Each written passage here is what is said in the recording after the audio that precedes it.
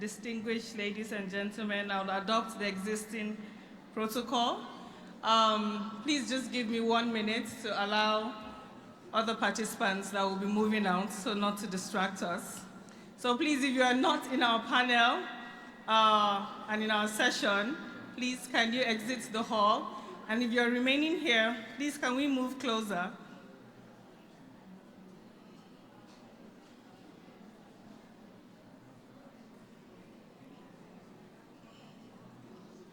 So thank you very much. For far too long, we've heard when you see something, say something.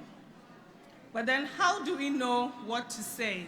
And how do we know what we see is good enough to say? Today we are joined by distinguished military officers, senior officers, serving and retired, that will be leading us into how the civilians are involved into the security architecture of Nigeria. For far too long, Nigeria's security challenges have been viewed through a primarily kinetic vision and view, and that's using military force. We have seen brave men and women in uniform combat insurgency, banditry, and threats. But then we're moving from that to a human-centered vision. And we know that banditry now is in the villages, communities, and we do not have a clear line. And that's why we hear the military say asymmetric warfare. It's no longer a clear view and a clear lens. And our panel today would offer a unique and vital perspective on these shifts.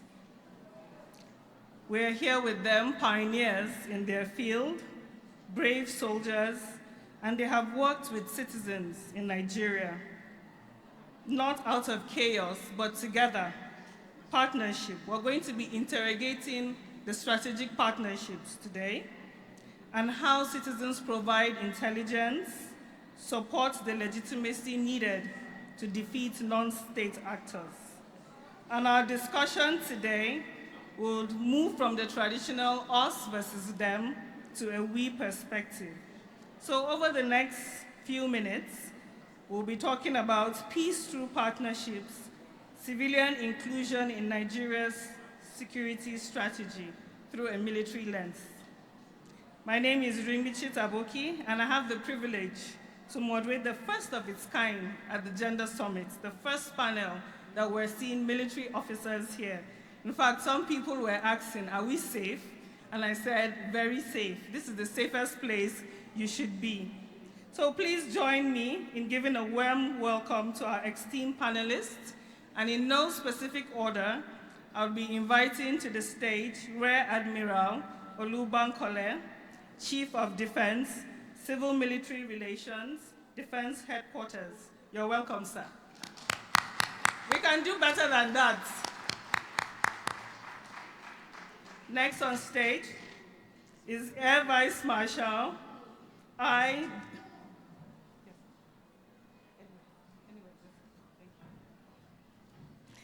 Vice Marshal Ibukunle Daramola. He's the Chief of Civil Military Relations, Nigerian Air Force. You're welcome, sir. Next, we have Major General E. Onoja. He's the Deputy Chief of Civil Military Affairs, Army Psychological Operations. You're welcome, sir. I would invite Brigadier General J.N. Temlong, OON, the Pioneer Multinational Joint Task Force Commander and a National Security Consultant. You're welcome, sir. Commodore I. Pepple, Director, Innovation and Concepts Development at the Naval HQ. You're welcome, sir.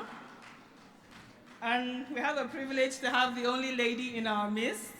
I would like to call on Colonel Dr. Susan Dibao. She's the head, I thought we would give her a round of applause. The head of Veteran Services, Defense Health Maintenance Limited, and she's a trauma specialist. You're welcome, ma'am.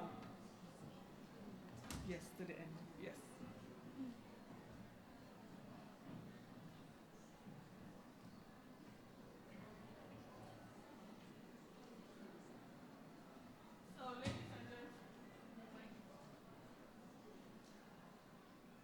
Can you hear me? Okay, yes. So let me begin with you, Rear Admiral Olubankolesa. As a military leader, what is your perspective on the shift from a state-centric security model to a human-centric one? And can you give us a background on why this shift is necessary?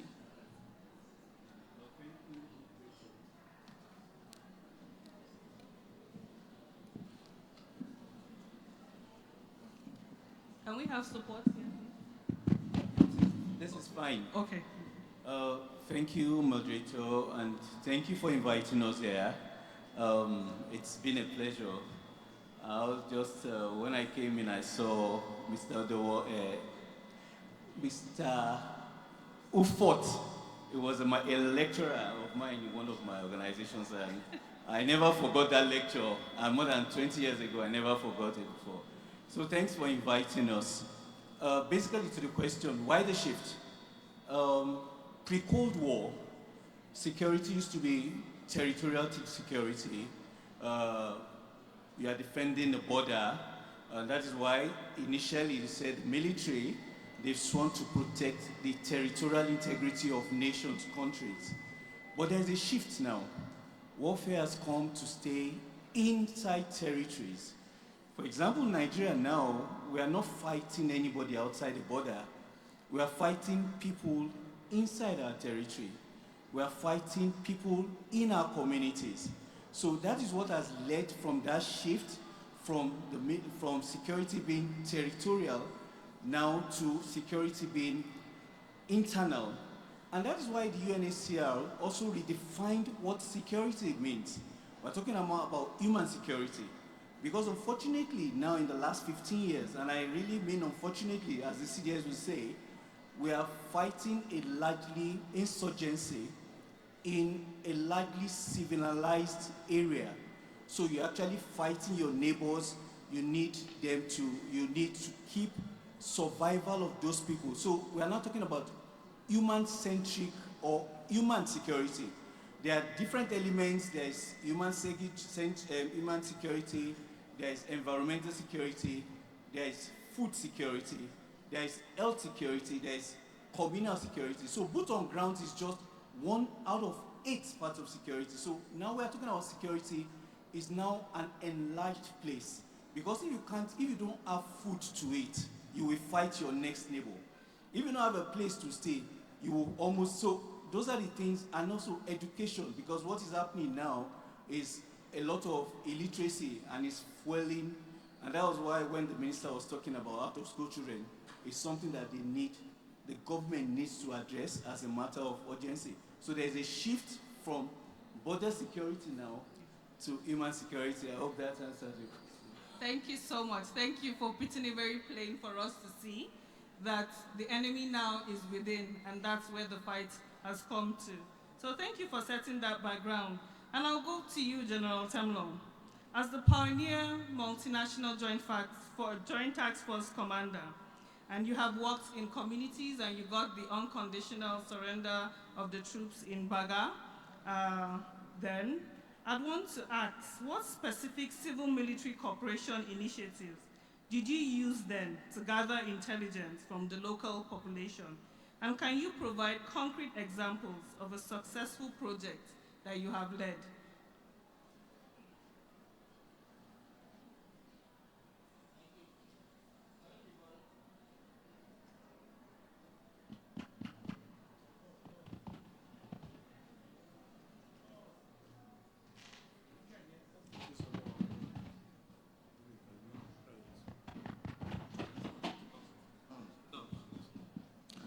Thank you very much for that question. Is quite important. The first thing in any military operation or any operation that you want to do is the credibility of your force. Now, if you are credible, you will win the people. If they see you as going to do what you are supposed to do, you are not biased, you are not incompetent, you are doing your work professionally and achieving results, it draws people to you. So part of the things that we did was that by the time we got into the Lake Chad region, the whole of that area was under the control of rebels from Chad and Niger.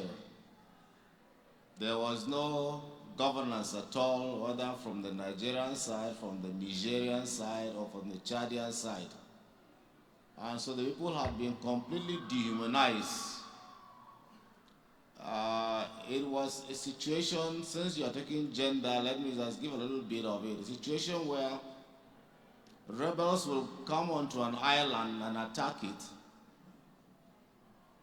and then they will identify the animals they want to eat, and then make the people in that place slaughter them. The elderly women will be cooking for them while they'll be raping the young girls and the young women. That was the situation there. So they had virtually lost humanity as we went in there. And so when my troops were liberated those areas, part of the things that we did first was to give them a sense of belonging, that they were either Nigerians or Nigerians or Chadians. And so we opened our medical facilities to them so that we were providing treatment to them. And I found out that there were children who had grown up to 10, 15, 20 years that had never been immunized at all in their lives. They don't even know what vaccinations were. So I had to get in touch with UNICEF and then got to the Ministry of Health in Maiduguri and bought some of those vaccines, and were able to immunize about 40 children, 40,000 children as a goal. To go on to that, what we did again was to use soldiers to start primary schools for them, because they had never had any schools. Now, by the time the children went back home and they were singing the national anthem in English, the parents came back to me and said that their children were only speaking English. They too wanted to know how to write their names. That was just, they wanted to know. Their ambition was to write their names. So they insisted that I should provide schools for them, that they were going to join their children in school. I said, no, it wouldn't be right. But some will refuse and stand behind the classrooms and be learning. So what I did was that I said, okay, let the children go to classes in the morning, and then in the evening, after you have gone to your farms or fishing, you come for school and we start adult education for them. So these sort of things created a situation where they themselves were volunteering and coming with information to us, because we had given them a sense of belonging, and they had seen themselves as part and parcel of communities that are supposed to get what the government does. Very unfortunately too, was that even the government at that level didn't know where those people were. Because if you call the name of an island, the local government chairman will ask you, where is that one? That was that bad, because there was complete absence of governance. And here we were providing what government was supposed to provide for them. And so they saw us as a de facto government, and they were ready and willing to do what they wanted to do for us. That in itself was a very good situation for us. It helped our operations, and everybody was coming. Thank you. In fact, okay, please. Oh, so thank you so much. I'll come back to you on that point. So I would like Major General Onoja to build up on that. So that was over about 20 years ago. So now what are you doing to support that morale and momentum? And he talked about the absence of governance. How are you able to bridge that gap? Thank you, the moderator. Thank you for this opportunity. Just as General Temlong has said, about 20 years ago, the military, and particularly the Nigerian Army, we discovered that there was a fundamental gap between we and the civilian population. In that thinking, the former Chief of the Army Staff, General Buratai, decided to create the Department of Civil Military Affairs.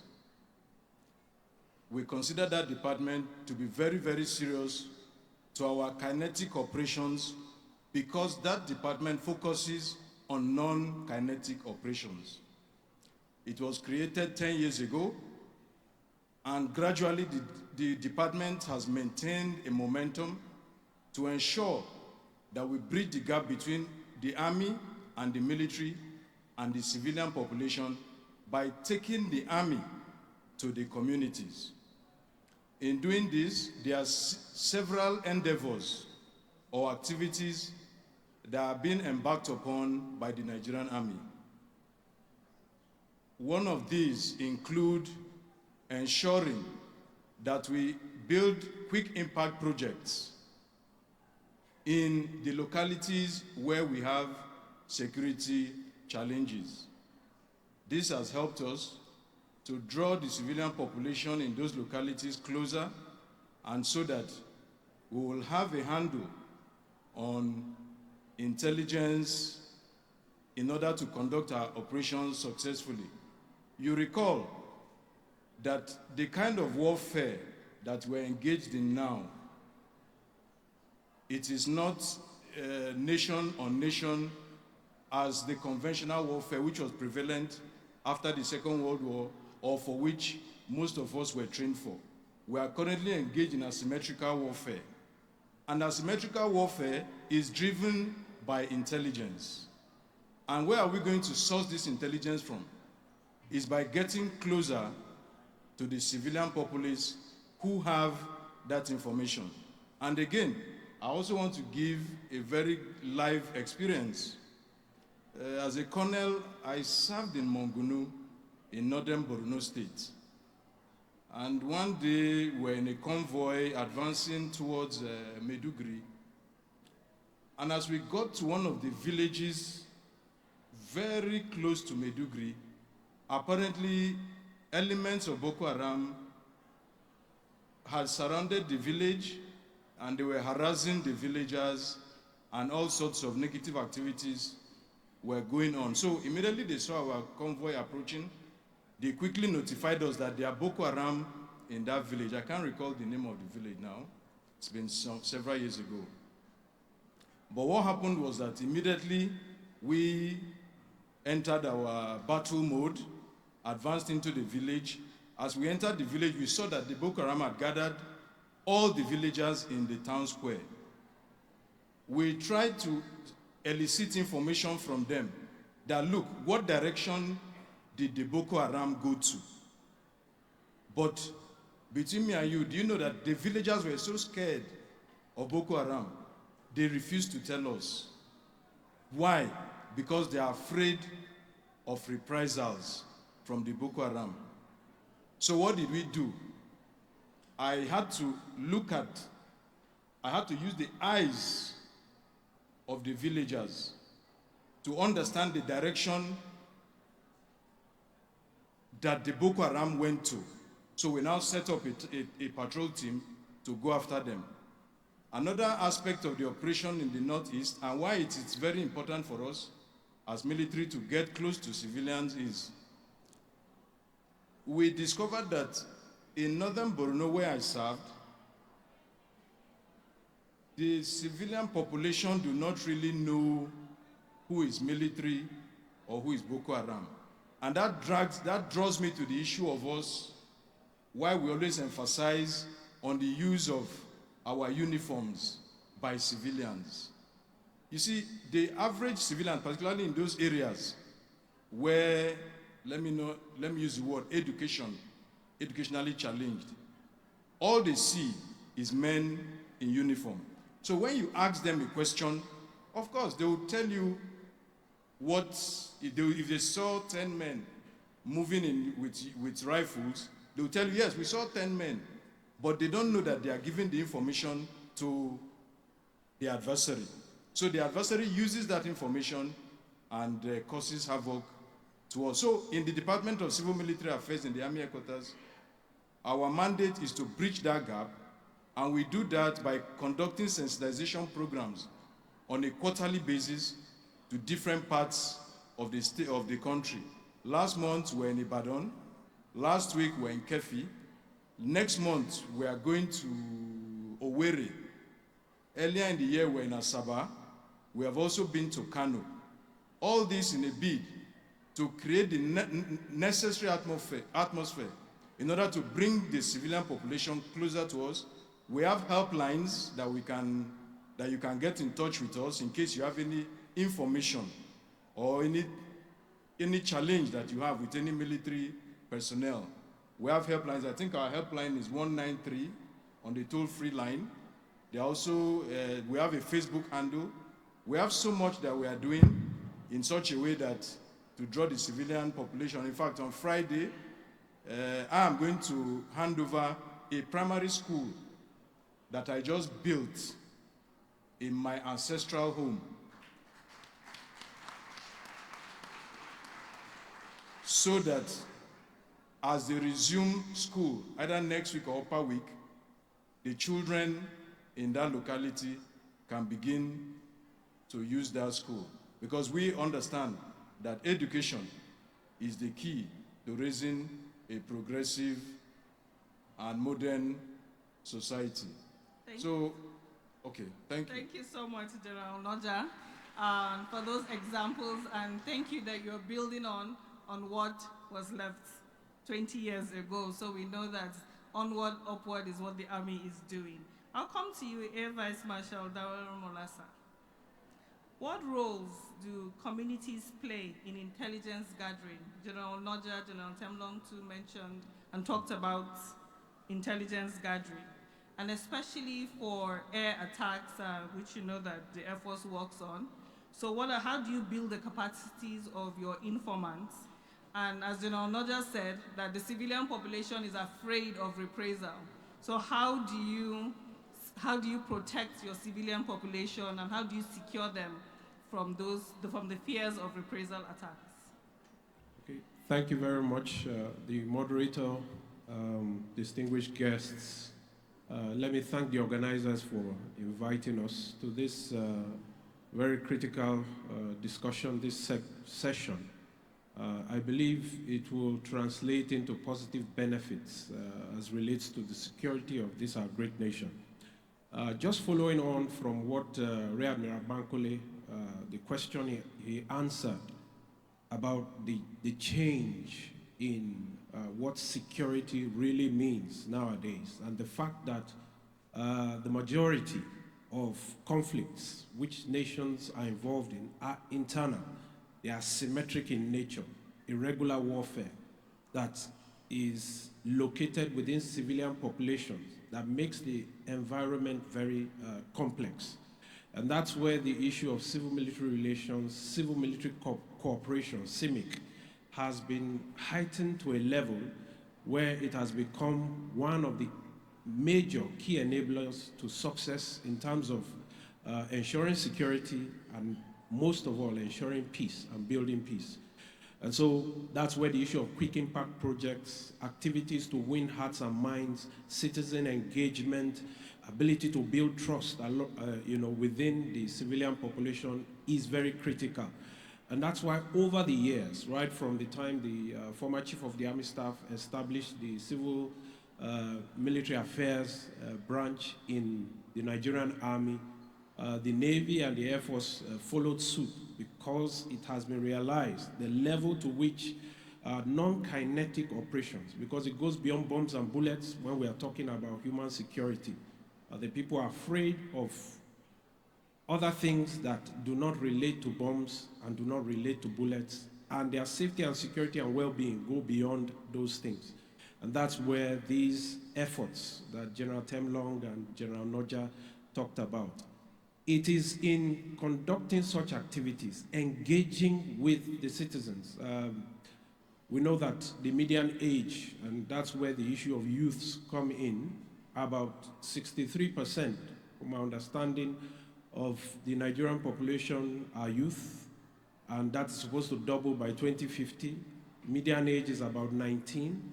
So engaging the youths, and that's what General Onoja also talked about, social media engagement. Now, with respect to intelligence, nobody will give you intelligence except they have trust. They feel that maybe what they tell you, they are probably more afraid of the adversary, Boko Haram, bandits, terrorists, than they are, of the military.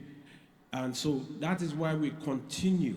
That sensitization effort continues. The Winning Hearts and Minds program, medical outreaches, going to schools.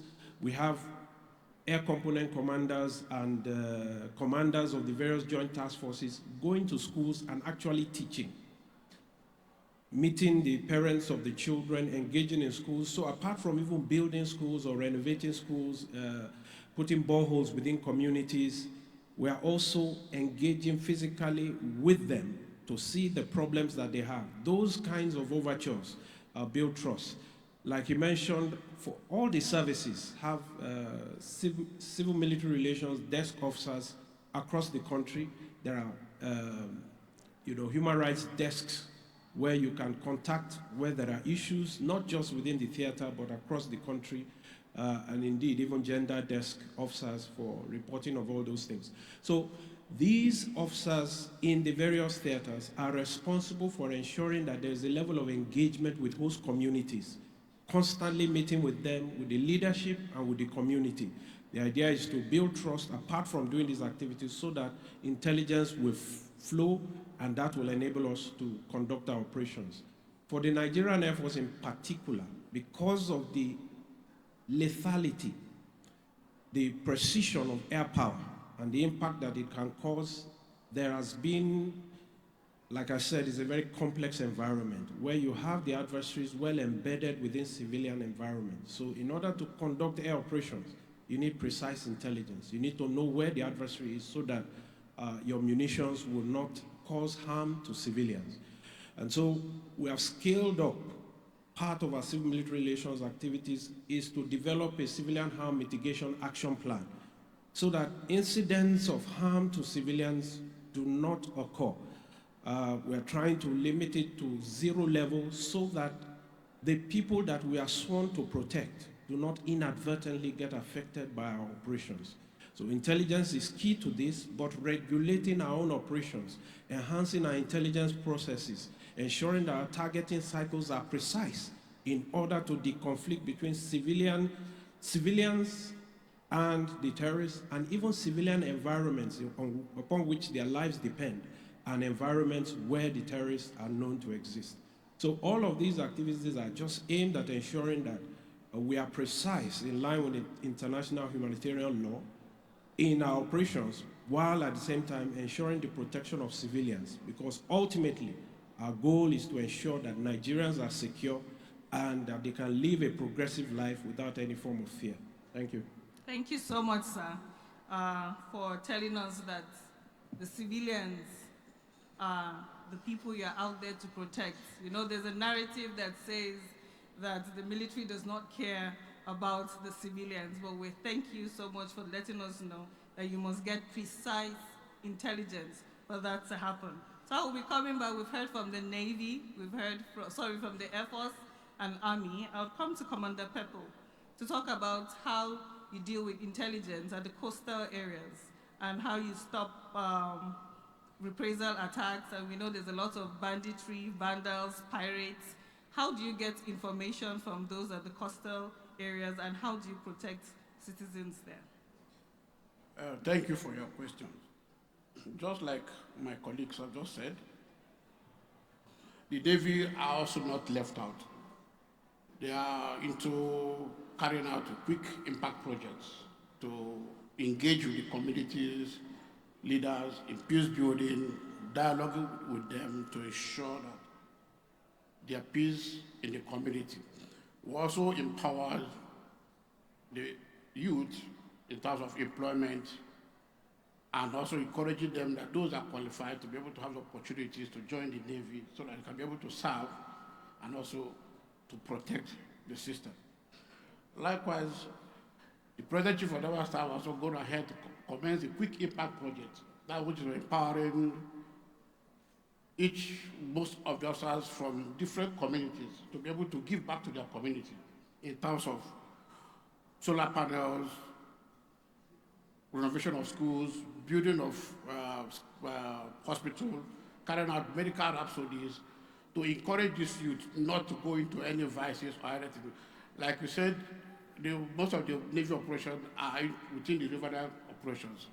And in order to ensure that piracies are not being carried out or smuggling, all these interventions are being vetted out to encourage them, to deter them not to be able to go into all these vices.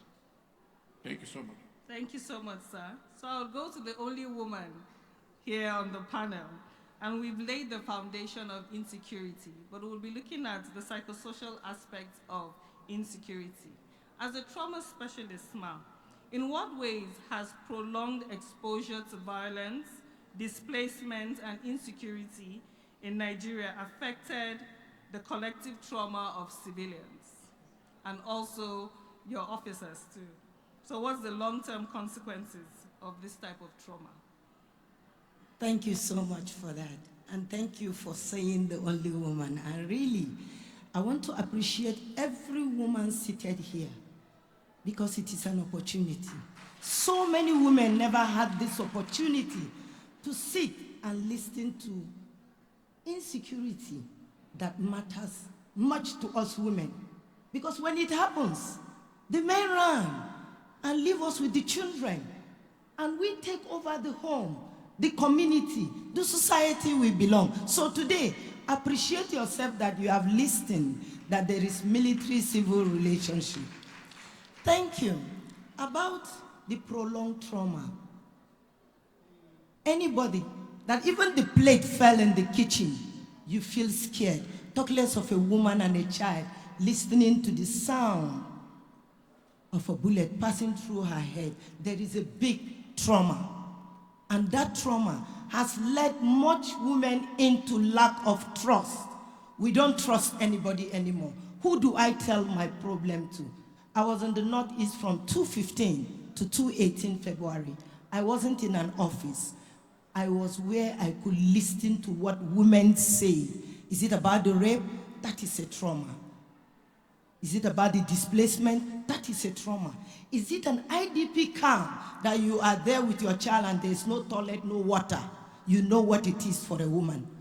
So, if you are here and you understand that they are saying civil-military relationship, every woman, girl, child seated here should know that there is trauma, and these traumas are the anxiety that why is this happening to us women? Why is this happening to my community? The depression, the nightmare, the ability for you to see that there is something scaring around you. Definitely there is a long trauma with. And the manifestation of post-traumatic stress disorder that comes to the individual who have seen or have had or have fallen into a traumatic event. Because there must be an event. And for a woman, every event matters a lot. And with this insecurity, I bet you, so many women are suffering in this country. In terms of, do I look after my child or my husband that said I'm coming back and never came back to you? So let us stand up as women for us to fight this prolonged anxiety of when will this insecurity end? Because it must end. Such was in Liberia, such was in Sierra Leone. The same army that we have today that you don't appreciate are the ones suffering to keep our doors locked. Let's appreciate them as women. Because every woman seated here, I bet you, if this room is closed, the first thing you will think of, my child at home. But your husband will be thinking of, how do I get out of here? Please, there is a long trauma coming along with this insecurity. We need an end to it. And how do we end it? Every woman seated here must look after each woman. If we look after ourselves, this is just a thing of a past. But when you say, no, it concerns only her, it will affect you tomorrow. When Maiduguri started, they thought it's just for Northeast. But I bet you today, every community in Nigeria is facing one trauma or the other because of insecurity. So let us try and see, as women, that we can stop this. Liberian women stopped the war in Liberia. They came together. Why can't we in Nigeria come together? I saw it when the flood in Maiduguri happened. When the soldiers and the community came together to see that they help each individual that is displaced. Let's look at ourselves. Let's talk to ourselves, because there is a prolonged trauma. The time of insecurity may pass, but me and you as a woman, it never fade away. Because we must have love for our children, we must have love for our husbands. There are widows that never prepared to be widows. Let's help ourselves and see how this insecurity will have an end. Thank you so much. Yes. No, you will know, yes. Thank you so much, man. So I'll turn to our audience so that we don't miss our audience. I'll be asking 2 questions. We get 2 questions from the audience. Can I see your hands? If you have, there's one there. And did I see another hand in front? Yes, ma'am. So quickly, please. Straight. Can we have the microphone, please?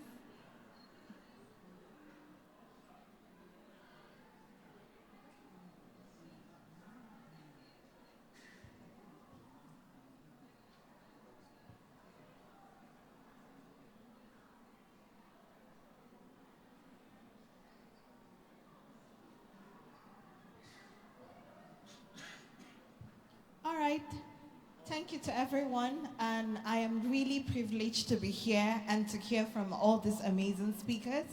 One thing is, we need more awareness. How can we make these efforts more visible in the media, in our society? This is the first time I am hearing about all the efforts you're making. I can hear that you're working with humanitarian organizations, you're working with community leaders, but if we do not hear, we as people walking out there or being, I am a Nigerian, and today I would tell you from this program, I felt so proud to be a Nigerian, hearing from everyone who had spoken from morning till now. Please, let's have more advocacy out there. Let's have the media project what the military and everyone is doing. That's just from my side. Thank you. Thank you for that recommendation and call to action. There was one hand there. Yes. All right. What I want to say is, in aspect of inclusivity, in the military, like as a visual impaired person that I am, assuming I am in the military and I sustain maybe this injury, either blindness or amputated. Now, is there a room that I can still be participating as a military so that at least I can be speaking to the people living with disability? Thank you. So, do you want to respond, sir? Okay, thank you very much for those questions. I will just try and attempt to answer them in a comment in one loop. First of all, I want to start with what Madam said. There is a need for a lot of women to join the military. It is very important. I'll give you an example. The last time we visited Maiduguri, there was this NGO. There are about 600 women. One of them told us a story that she had 3 children. In the Northeast, you marry as early as 17, 18. So before she was 20-something, she had 3 children. Then Boko Haram attacked the village. They killed the husband. She moved to Sambisa Forest. She was in Sambisa Forest for 4 years, 8 months. She got married. She was forced to marry the first Boko Haram person. she gave birth to a child. The Boko Haram person was killed by soldiers. To cut long story short, she got married to 3 different Boko Haram people. She had 4 children within 4 years, 9 months thereabout. Now, she had 3 children, so she has 7 children. Those 7 children, the other 4, they don't have surnames because, you understand, they just got married. So now, it is important, and that is why the Civil Military Relations Department of the military now embeds women, not in the front, but after clearance operations, because the women can empathize with each other.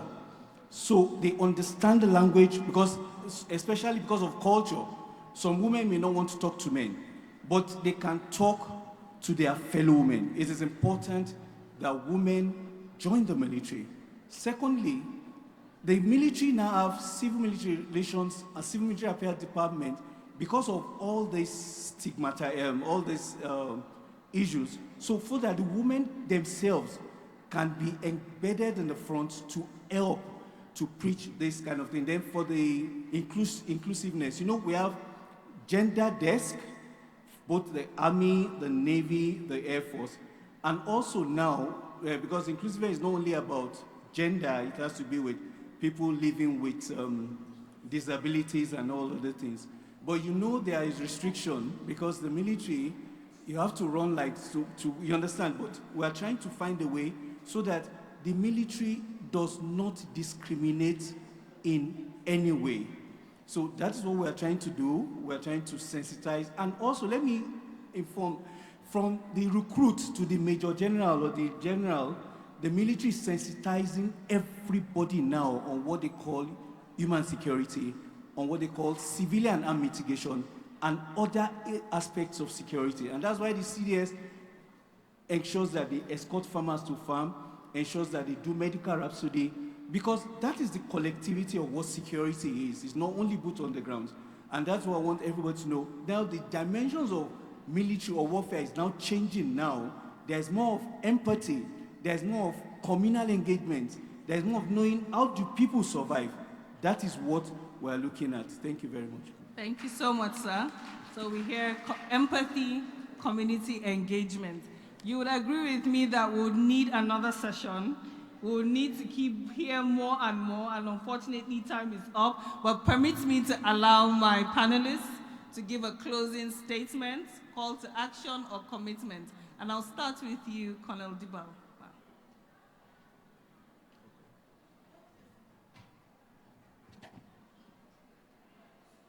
Thank you for that. The only thing I have to say here is, when everywhere become tough, nobody suffers like a woman. I have seen it. I have tested it. So what we need, just as she is saying that she needs awareness, the only awareness we need is partnering with the next woman close to you. Because when we do that, nobody peers in between us. And insecurity is something that, as a mother, as a daughter, you can put an end to it if we decide to do it. Because no bad boy out there that does not have a mother, that does not have a sister, that does not leave the bush to visit the mother. Thank you very much. Thank you so much. Thank you. General Temlo. Thank you very much. First, the defense policy of Nigeria is citizen-centric and is drawn from the United Nations Charter, which says that when you deploy troops, the first thing they do is to defend civilians. Now, our strategy as a country to fight this is an all-of-society approach. Now, what are the roles of citizens in these things? Unless you know your roles, you'll not be able to perform and help the military to do what they're supposed to do. The military, they are trained on what to do. We need to build the capacity of our citizens to know what to do too, to be able to complement the efforts that the military is doing.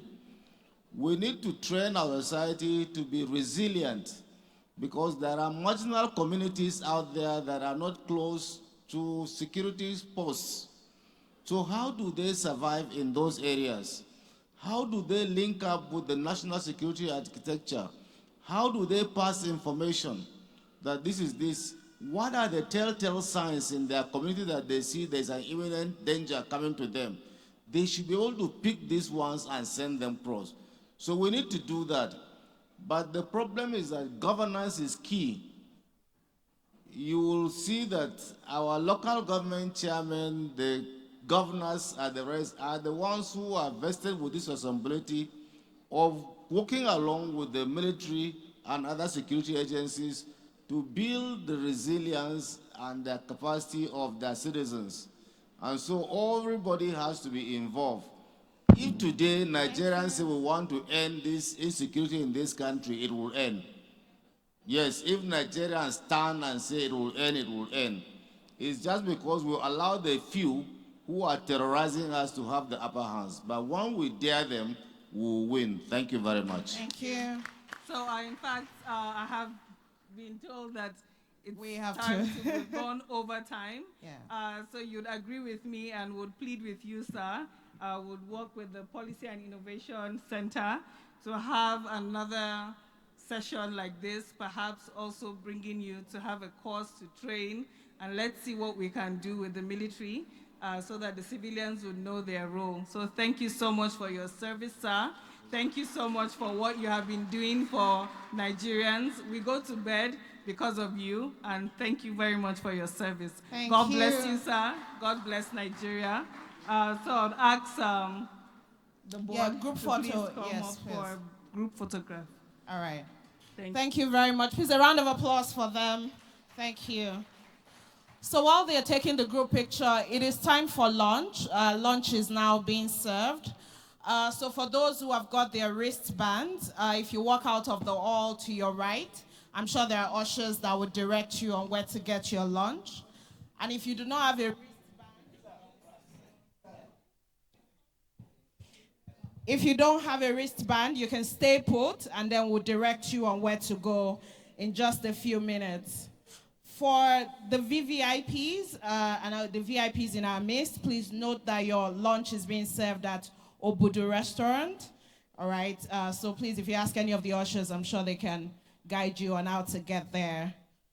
Right, and right after lunch, we're going into the second breakout session. All right, so just keep that in mind. The second breakout session is happening just the way it happened now. There will be one in this room and then the other halls as well. So just keep that in mind right after lunch. Thank you, everyone.